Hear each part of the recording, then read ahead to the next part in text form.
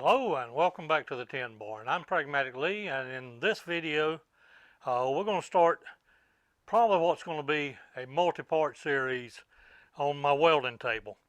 In the video where I showed making this annular cutter adapter, I might have given the impression that I had just built this welding table, but I've actually had this somewhere between 35 and 40 years. I built it when I was a young man. If I had to do it over again, it would be about 6 inches higher, which I'm probably going to put on blocks when I get this project done. But what we're going to do in this series of videos is first drill some holes in it. Drill some 1/2-inch holes. I've got a grid of 8 by 9 to 72 holes, 1/2-inch holes we're going to drill in this, and see if this single annular cutter will cut them all. What they'll be used for is hold down clamps out here in the center of the table. They'll have a 1/2-inch plug on them and that will go down in these holes. Another thing we're going to do on this series of videos is actually make those clamps. There's several videos out there, but I plan to do my clamps just a little bit differently.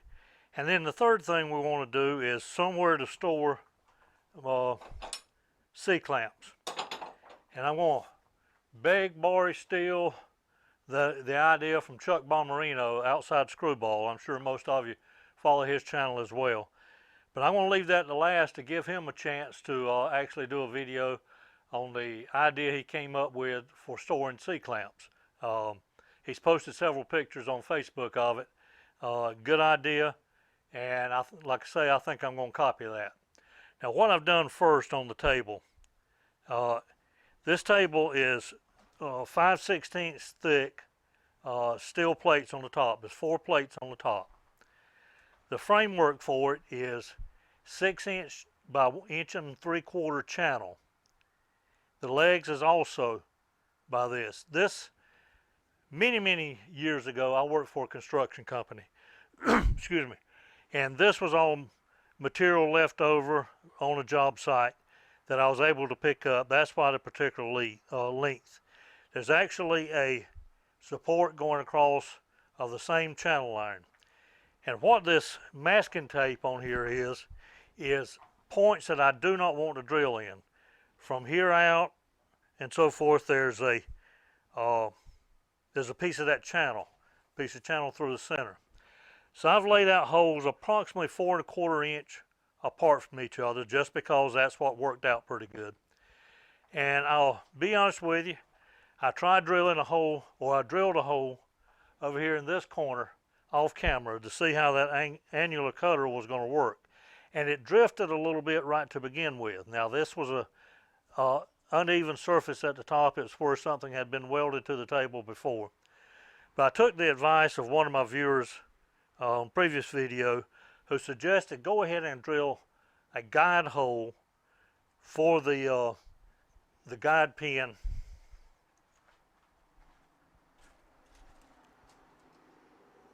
The annular cutters have this pin right here. I talked about that considerably when I was making this adapter. But the viewer suggested go ahead and drill in a hole, pilot hole, for this to go in. So I did that. I drilled 3 more, and it worked like a charm. So as I say, there's 72 holes in here. 4 of them already been drilled, so that leaves 68. I'm not going to bore you with watching me drill all these holes, but I want to show you just how well this mag drill that I picked up is working.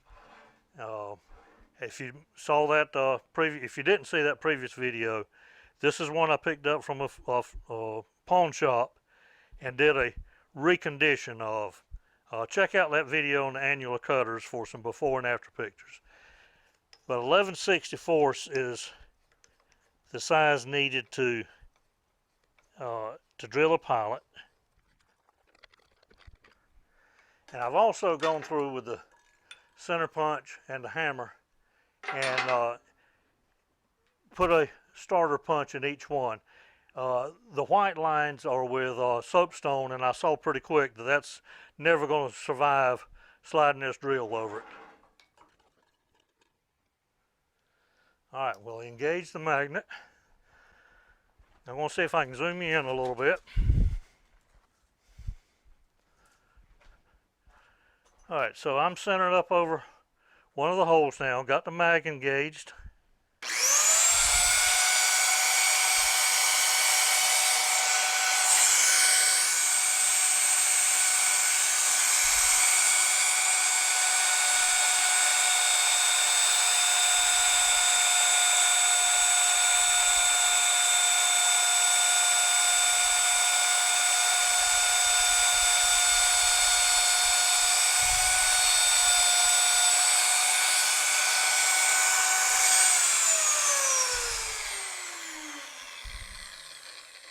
And I'm probably going to do a row at a time,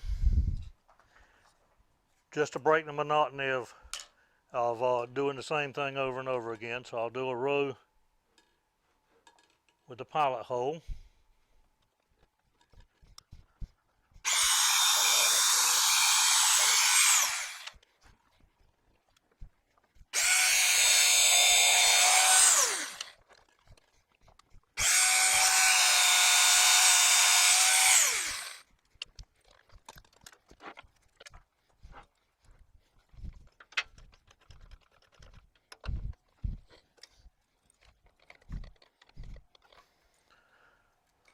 All right, now just like the first hole that I drilled, this first one with the annular cutter is going to be in real time as well. So I'll line that pin up. Again, turn the magnet on.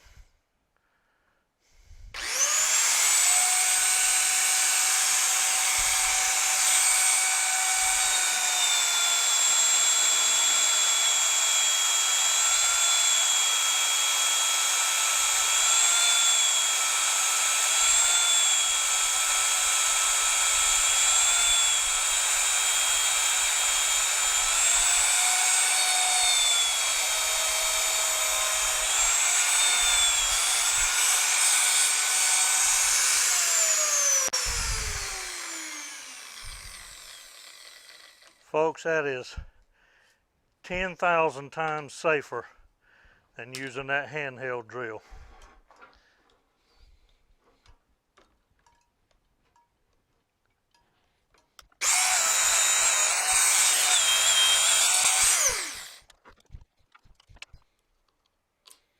All right, and in that case, I got that little plug. In holes this small, you may or may not get one of the plugs.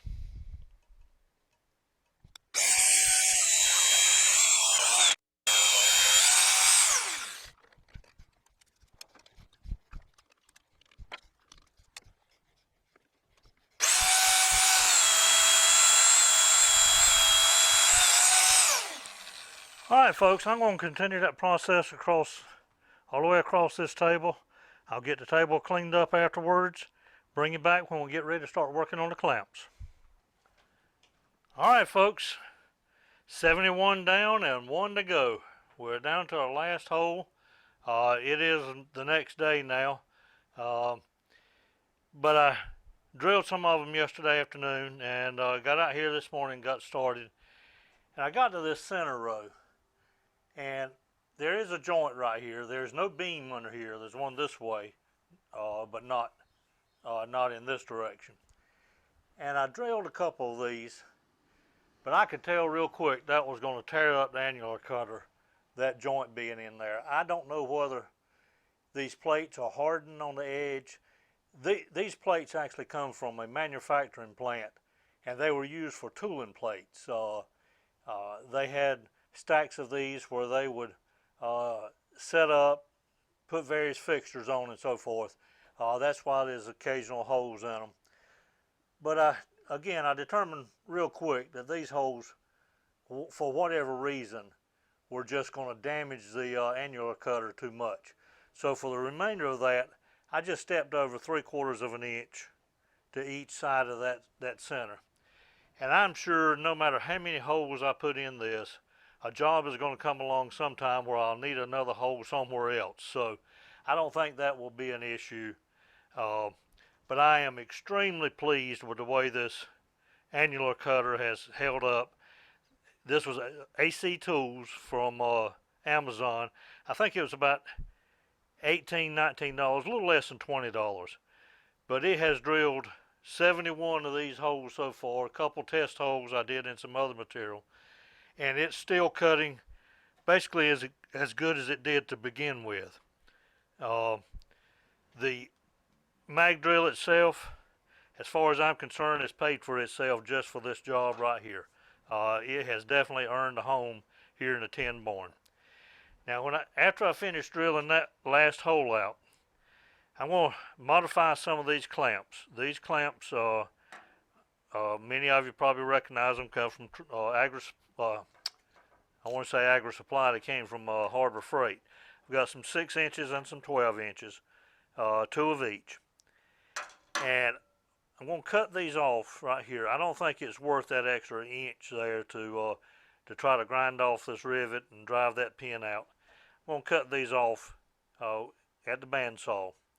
And then instead of just welding a half-inch piece on there, I'm going to go to the lathe and make some little adapters that will have a half-inch boss, of course, to go in this hole.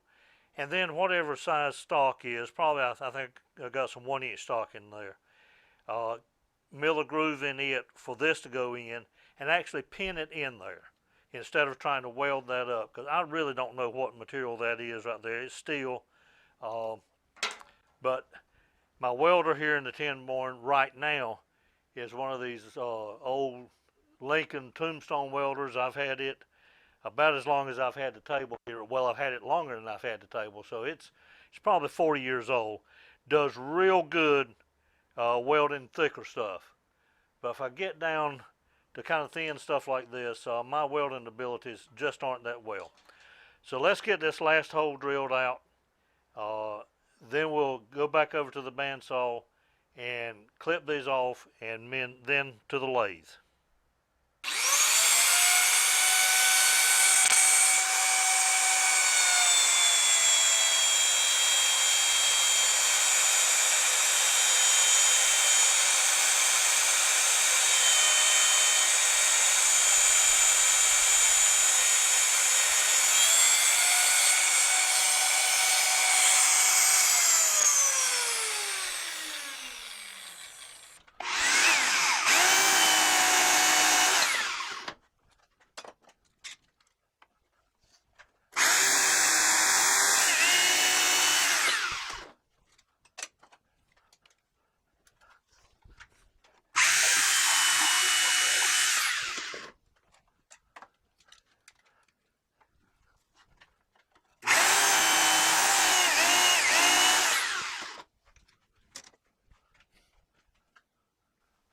Alright, I'm over at the lathe now. I got a piece of 1-inch stock loaded in the chuck.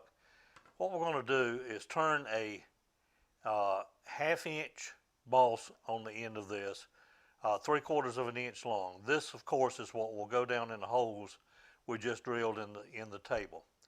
We'll leave the 1-inch diameter as is, and we'll then part it off, leaving a 3/4 of an inch of the full stock. So total length will be 1.5 inches. We're going to make 4 of these. Then we'll go over to the mill and mill out a 7/32 by 9/16 deep, or 560 thousandths deep groove for the leg on the clamp to fit into.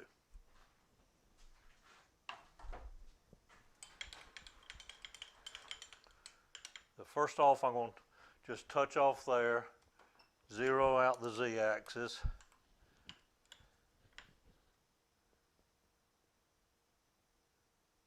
Come in 3/4 of an inch and just put a little witness mark in.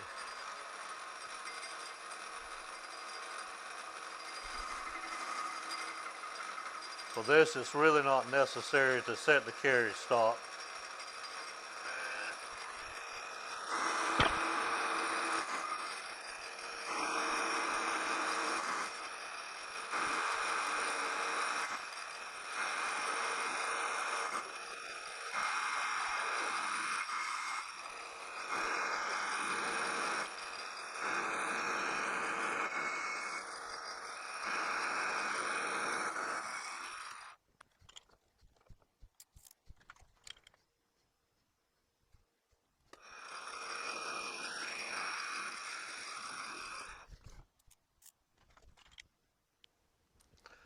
just checking my DRO setting, and to get this as close to 1/2 inch as possible.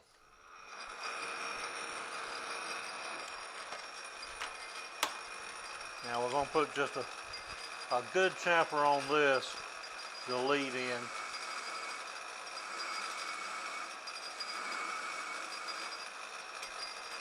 And then we'll just small chamfer here.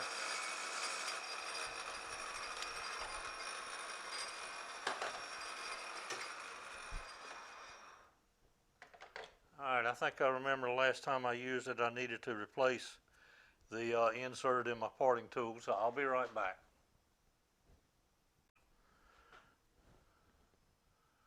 Alright, we'll get our starting point set.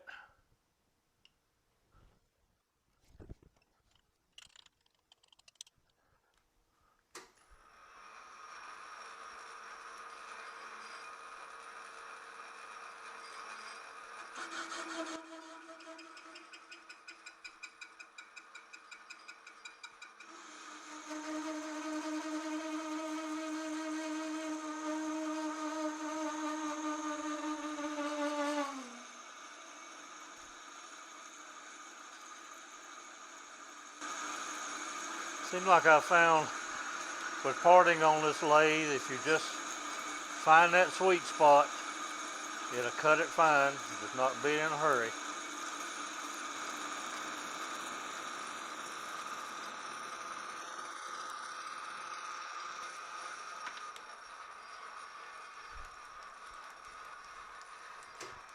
All right, I'm going to do that 3 more times, so I got a total of 4 pieces. Okay, I got the 4 pieces done on the lathe, and I got them all gained in the mill vise now. Got this piece of aluminum wire run through there, just to, in the event that the 1/2 inch bosses, maybe varied a thousandths or 2, but I've got that in there and clamped in good. So we're going to cut a 9/16 deep by 7/32 wide slot in all 4 of them at one time. This on the clamps is just a little over 7/32, but what we'll do is run the 7/32 end mill back and forth through here until we are to depth, and then we'll just move it side to side, whatever is necessary to fit that in. So we need to find the center first.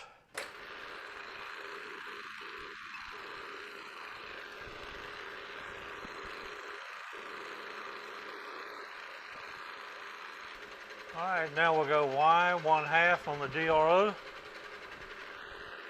and move this into position on the Y-axis. And this shouldn't change on the Y-axis at all.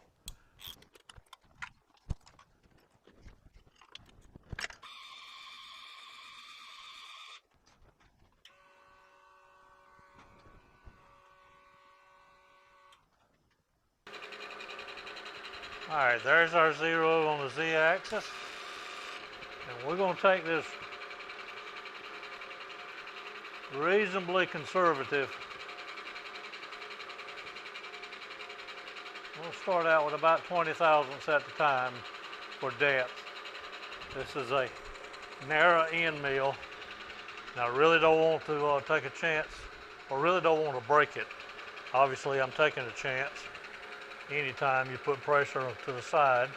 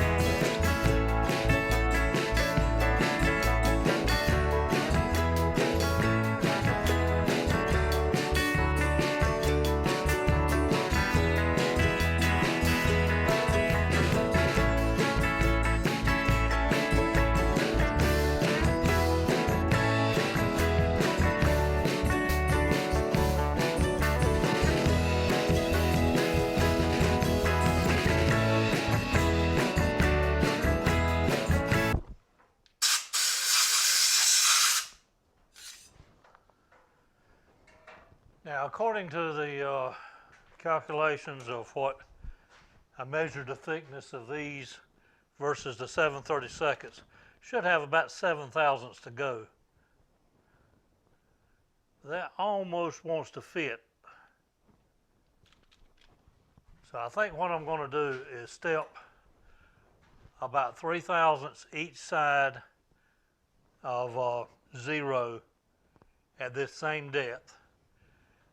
So we'll come to this side. We'll make a pass on this back side, conventional milling. Taking about 3 thousandths off there. And we'll step to this side and do the same thing and test our brackets.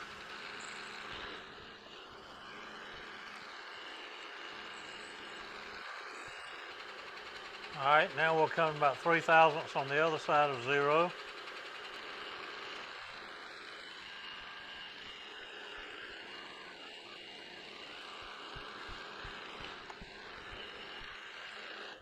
All right, we'll see how our bracket fits now.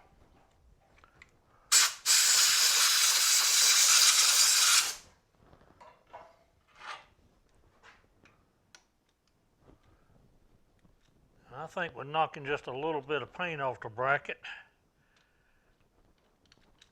That will be just right.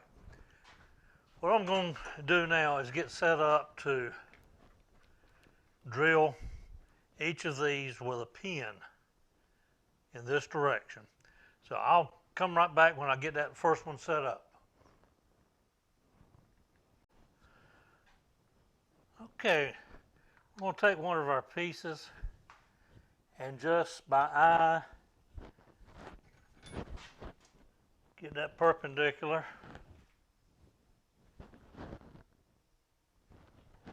Which by eye is plenty good enough for this application. Now we'll take our center drill. I've already, well, first off, I'm using the same center on the y-axis that I used when I milled the slot out. And I've already come in half the distance of this groove here, the slot that we milled in. I've come in half that distance now and got my X and Y set.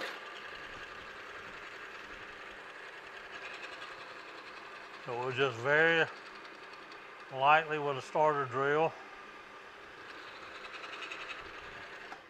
Not going to put a lot of pressure on this because all we're doing is holding on this half-inch shaft, 3/4 of an inch back here. And looking at the monitor, it looks like this is off perpendicular a whole lot more than it actually is. The camera's a little bit at an angle. But sighting down here looks a whole lot better than it does in the camera monitor.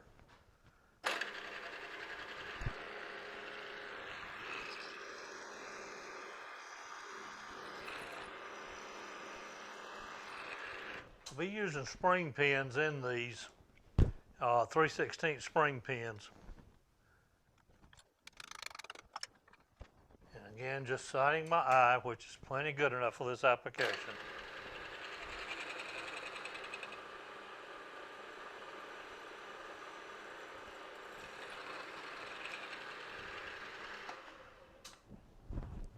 All right, I'm going to carry this as a unit right back to the workbench and we'll drive the pin in. Okay, we're back over here at the welding table now, and I've already got the pin in one. I forgot to turn the camera on, but we'll do the other 3. What I've got is my granddaddy's, what my granddaddy called his anvil. It's really nothing more than probably I don't know, 1.25 inches by maybe 4.5 inch plate with a hole in it. If I had a nickel for each mowing machine rivet he ever braided on this block of steel, I would be a rich man. But we're going to use it right here to put these spring pins in.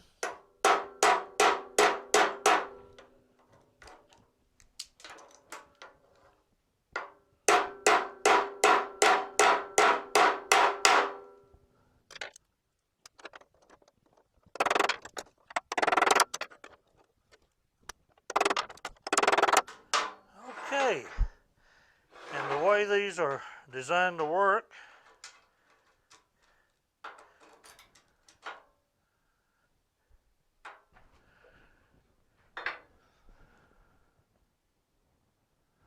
this is simply a piece of 3-inch channel iron. Now these clamps are by no means, this system is by no means designed to try to pull something into place. It's meant to hold something in place for tack welding,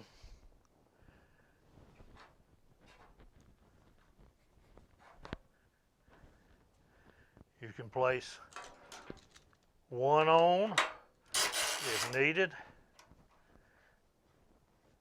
2, maybe even 3, whatever it might take to hold your workpiece in place. So that's going to conclude this video on our improvements to the welding table. We'll pick up in another video on putting some shells on the under the bottom, underneath on the welding table, raising it up about 6 to 8 inches, and also the C-clamp storage. So stay tuned, and we'll see you on the next video.